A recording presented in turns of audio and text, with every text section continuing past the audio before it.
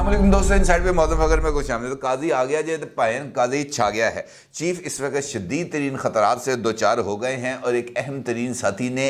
अहम तरीन मौके पर ना सिर्फ साथ छोड़ दिया है बल्कि इस्लामाबाद में शार दस्तूर पर सफ़ेद पत्थरों से बनी हुई इमारत में इस वक्त एक हैजानी कैफियत आ रही है और किसी को समझ नहीं लग रही कि क्या करना है, क्योंकि बहुत सारे लोग इस आस उम्मीद पर पहुँचते हैं आज सफ़ेद पत्थरों से बनी हुई इमारत में कि जनाब आज हमें किसी न किसी तरह का रिलीफ मिल जाएगा, लेकिन काजी जब आ जाता है तो फिर रिलीफ कहाँ से मिलना है। और इस बात का जब अमली तौर पर मुजाहरा किया जाता है और उस मुजाहरे के जो नताइज हैं वो तवक्कुआत के बरखिलाफ़ आते हैं, जो नताइज आप हासिल करना चाहते हैं वो नताइज आपको हासिल नहीं होते, तो फिर जनाब जो कैफियत है वो तो बहुत ही ज़्यादा तशवीशनाक हो जाती है। और इस वक्त वैसे ही तशवीशनाक सूरत हाल का सामना है। कैसे? यकीनी तौर पर ये आपके लिए भी जानना बहुत ही ज़्यादा अहमियत का हामिल। आपको याद है कि सुप्रीम कोर्ट के अंदर काजी एक ही है और उसका नाम है जस्टिस काजी फ़ाइज़ ईसा साहब। जस्टिस काजी फ़ाइज़ ईसा साहब ने कल एक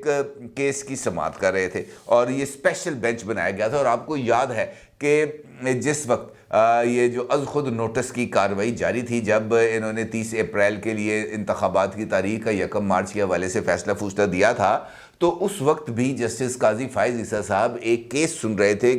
जो है वो कोर्ट रूम नंबर 2 में। और वहाँ पर उन्होंने रजिस्ट्रार सुप्रीम कोर्ट को फौरी तौर पर तलब भी किया था। उससे पूछा था कि जनाब ये जो बेंच बनाते हो ये बेंच बनाने का तरीका कार क्या है, इट्टा किलशिल सही तरह लाते हो कि की कर दो बेंच की में बनाते हो। तो उस पर उन्होंने बताया था कि जनाब बेंच बनाने के लिए एक पॉलिसी थी, उस पॉलिसी को जो है वो डिज़ाइन किया गया था, लेकिन ये पॉलिसी अभी भी चीफ जस्टिस ऑफिस में मौजूद है और वहाँ से अभी तक इसके ऊपर कोई जवाब नहीं आया, जिस पर जस्टिस काजी फ़ाइज़ ईसा साहब ने शदीद बरहमी का इज़हार किया था। और उस वक्त उनके साथ बेंच में जस्टिस याहिया अफरीदी साहब भी मौजूद थे। ये मामला अब आगे चल रहा है और जब ये जो नई पिटीशन आई है तहरीक इंसाफ की, जिसके ऊपर ये गुज़िश्ता 2-3 दिन से समाअत जारी है और वहाँ पर ये 4-3 का रौला पड़ा हुआ है कि जनाब वो जो पहला फ़ैसला था उस फैसले के तहत कार्रवाई होगी या जो नया ये जो 3-2 का फ़ैसला है इसके तहत कार्रवाई होगी। और उसके ऊपर मुतअद्दिद मरतबा इस बात का मुतालबा किया गया कि जनाब फुल कोर्ट बना के मामले को एक दफ़ा सेटल डाउन कर लें, लेकिन वो फुल कोर्ट बन के नहीं दे रहा था। कल जस्टिस काजी फ़ाइज़ ईसा साहब एक मुकदमे की समाअत कर रहे थे। 3 रुकनी बेंच था, उसके अंदर जस्टिस काजी फ़ाइज़ ईसा साहब शामिल थे, जस्टिस अमीनुद्दीन शामिल थे और जस्टिस शाहिद वहीद साहब शामिल थे। और इस केस की समाअत के दौरान ये जो बेंच था 3 रुकनी बेंच, इसने जो अज़ खुद नोटिस है और आइनी अहमियत के मुकदमात पर समाअत को मौखर करने का, समाअत को रोक देने का हुक्म जारी कर दिया। और ये हुक्म 2-1 की उससे जारी किया गया, यानी 2 जज साहिबान जस्टिस काजी फ़ाइज़ ईसा साहब और जस्टिस अमीनुद्दीन ने इसके हक़ में फ़ैसला दिया कि जनाब ये जो जब तक रूल्स ना बन जाएं उस वक्त तक ये अहम तरीन मुकदमे की समाअत नहीं होनी चाहिए। जबकि शाहिद वहीद साहब ने इस बात से इख्तलाफ किया और उन्होंने कहा जनाब जो मामला हमारे सामने नहीं था उसके ऊपर फ़ैसला दे दिया गया। अब ये जो इस वक्त केस की समाअत हो रही है सुप्रीम कोर्ट ऑफ पाकिस्तान में, Chief Justice of Pakistan Mister justice Umar Ata Bandial साहब की सरबराही में, वो भी इसी मामले पर हो रही है और ये भी 184(3) का मामला है। अब मफाद आमा के तहत ये मुकदमात सुने जाते हैं और चूँकि इस मुकदमे की इब्तदा भी सो मोटर नोटिस से हुई थी, लिहाजा इस मुकदमे की समाअत पर बहुत ज़्यादा सवालात पाए जा रहे थे कि क्या ये मुकदमा, ये जो आज का मुकदमा है ये सुना जाएगा या नहीं। आज सुबह का टाइम था इस मुकदमे की समाअत के लिए, सुबह 9:30 बजे का वक्त मुकर्रर था, लेकिन उस वक्त ये बताया गया कि जनाब इस मुकदमे की समाअत 2 घंटे के लिए मौखर की जाती है। 11:30 बजे इस मुकदमे की समाअत होगी, फिर 11:30 बजे पता चला नहीं जी 12 बजे होगी। यानी इस दौरान बहुत सारे मामलात जो है वो जजेस चैम्बर्स के अंदर डिस्कशन थे। और जैसे ही फिर 5 रुकनी बेंच कोर्ट रूम नंबर 1 में आता है, कार्रवाई शुरू होते ही chief justice mister justice Umar Ata Bandial साहब ये कहते हैं कि जनाब जस्टिस अमीनुद्दीन साहब कुछ बात कहना चाहते हैं, ज़रा इन्हों की गल ज़रा गौर न सुन लो। जिस पर जज साहब इस बात का इजहार करते हैं कि जनाब मैंने कल ही जस्टिस काजी फ़ाइज़ ईसा साहब के साथ एक फ़ैसला दिया है और उस फैसले के तहत जब तक supreme court of of Pakistan के रूल्स नहीं बन जाते उस वक्त तक ये वाले मुकदमात की समाअत नहीं हो सकती। लिहाजा एक केस के अंदर फैसला देने के बाद मेरा इसी जैसे मामले के अंदर बैठना नहीं बनता, लिहाजा मैं ये केस में मज़ीद बतौर रुकन शिरकत नहीं कर सकता। मैं ये केस सुनने से माज़रत करता हूँ, जिसके नतीजे में ये 5 रुकनी बेंच टूट जाता है और जस्टिस अमीनुद्दीन साहब की तरफ से ये रिमार्क्स आने के बाद वो जो हैं जज साहब चले जाते हैं। अब ये मामला जब सामने आता है तो फिर एक नई बहस शुरू हो जाती है। बहस ये शुरू हो जाती है कि क्या 3 रुकनी बेंच 5 रुकनी बेंच की कार्रवाई को रोक सकता है। बात तो ठीक है जनाब, 5 रुकनी बेंच की कार्रवाई 3 रुकनी बेंच कैसे रोक सकता है। और उसके लिए जो ज़रूरी अमल था वो ये था कि जनाब चीफ जस्टिस साहब आज एक ये जो 5 रुकनी बेंच है, इस 5 रुकनी बेंच के सामने जस्टिस काजी फ़ाइज़ ईसा साहब वाला मामला उठाया जाता। चीफ जस्टिस समेत वो जो 5 रुकनी बेंच है वो अक्सर कसरत राय से 4-1 से 3-2 से जस्टिस काजी फ़ाइज़ ईसा साहब की तरफ से दिए जाने वाले फैसले को मुअत्तल करता और उसके बाद अपनी कार्रवाई का आगाज करता। मेरा ख्याल है होना भी यही था, लेकिन उससे पहले ही जस्टिस अमीनुद्दीन साहब की तरफ से अपने आप को मुकदमी कार्रवाई से अलग कर लेने से जो चीफ जस्टिस साहब हैं उनके लिए ज़रा एक मुश्किल सूरत हाल अब पैदा हो गई है, क्योंकि अब इसके नतीजे में मेरा नहीं ख्याल कि वो कोई फर्दर कार्रवाई कर पाएंगे, और फर्दर कार्रवाई नहीं होगी तो इसका मतलब ये है कि ये मामला और ज़्यादा अब जो है वो ताख़ीर का शिकार हो जाएगा, क्योंकि ये अब नया बेंच बनाना चीफ जस्टिस साहब के लिए बड़ा ही मुश्किल काम है। जस्टिस काजी फ़ाइज़ ईसा साहब का जो फ़ैसला है वो एक जुडिशियल जजमेंट है, एक अदालती फ़ैसला है। इसको आप सेट असाइड नहीं कर सकते उस वक्त तक जब तक आपके सामने कोई नई पिटीशन नहीं आएगी। अब जो नई पिटीशन आएगी वो भी 184(3) के तहत आएगी, और जस्टिस काजी फ़ाइज़ ईसा साहब ने मना कर दिया है कि जनाब जब तक सुप्रीम कोर्ट ऑफ पाकिस्तान के नए रूल्स ना बन जाएं उस वक्त तक तमाम अज खुद नोटिस और 184(3) के तहत चलने वाले अवामी मफाद के तहत जो तमाम मुकदमात हैं उनकी समाअत को रोक दिया जाए। ये जजमेंट है 2-1 से जजमेंट है, और ये जजमेंट इस वक्त नाफिजुल अमल है। अब अगर इसी 184(3) के तहत ही कोई ना कोई वकील जाएगा ना अब सुप्रीम कोर्ट ऑफ पाकिस्तान के जनाब ये इसकी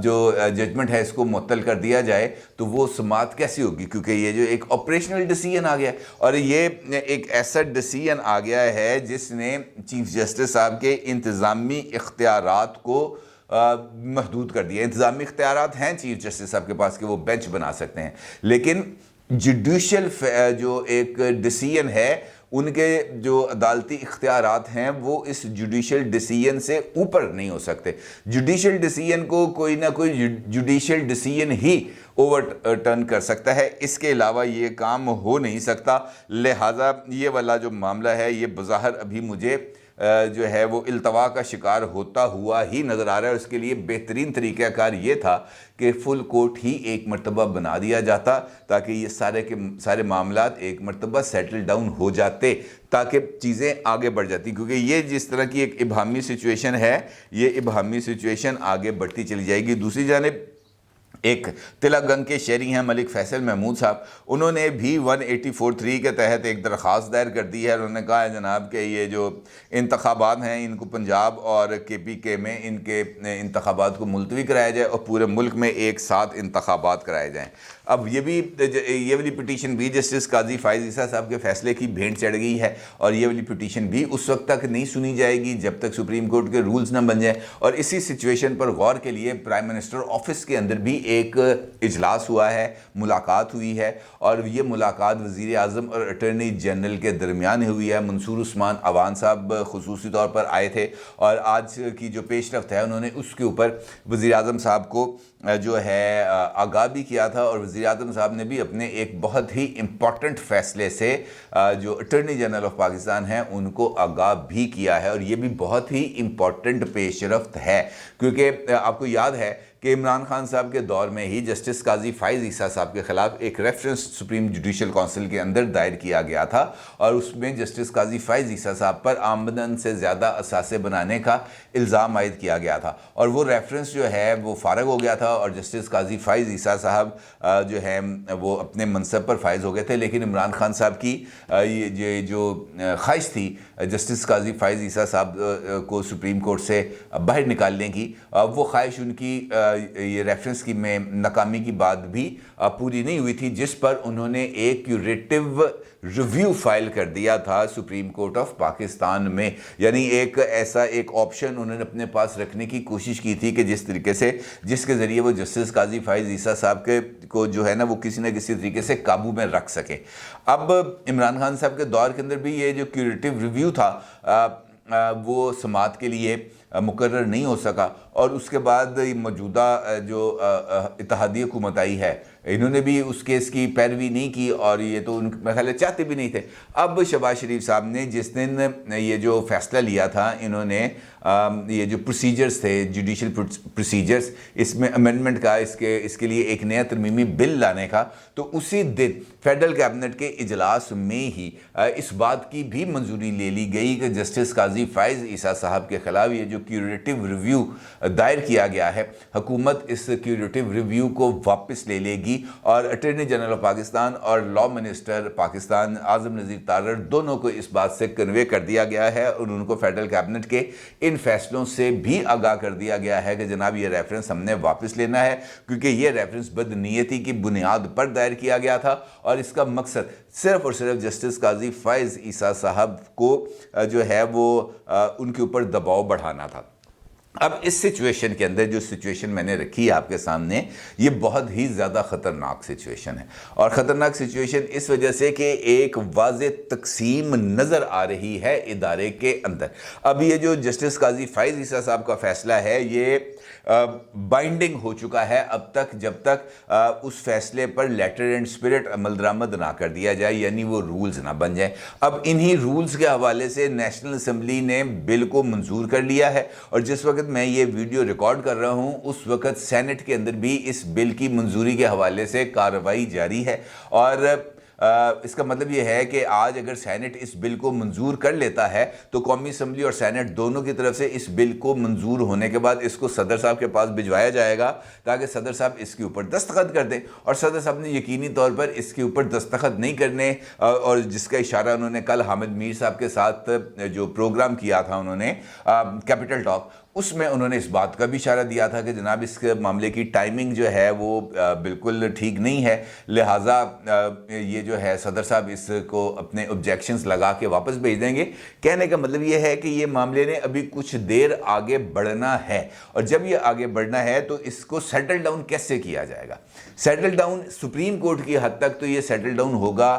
جسٹس عمر عطا بندیال صاحب کی طرف سے۔ اب جسٹس عمر عطا بندیال صاحب، جس طریقے سے میں نے کل بھی ویڈیو کے اندر آپ کو بتایا تھا کہ ان کے پاس دو آپشنز ہیں، میری نظر میں، میری رائے میں ان کے پاس دو آپشنز ہیں۔ نمبر 1 کہ وہ اس بات کا اعتراف کر لیں کہ وہ سپریم کورٹ آف پاکستان میں تمام ججز کو اپنے ساتھ ہم آہنگ کر کے چلانے میں ناکام رہے ہیں، اور اس ناکامی کا جو ورسٹ کیس سینیریو ہمارے سامنے آ رہا ہے وہ بھری عدالتوں کے اندر ایک دوسرے کے سامنے آمنے آ کر کھڑا ہونا ہے، اور یہ ایک بہت بڑا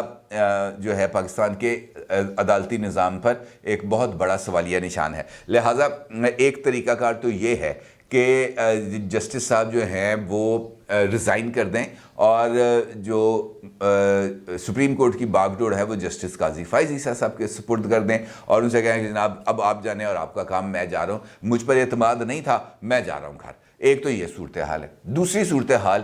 میں وہی طریقہ کار ہے کہ فل کورٹ اجلاس کو بلا لیا جائے اور فل کورٹ کے اندر ہی یہ ساری کارروائی کو رکھا جائے۔ اب فل کورٹ کا بینچ بنانے میں بھی رکاوٹ جسٹس قاضی فائز عیسیٰ صاحب کا فیصلہ ہے کہ وہ جو ہے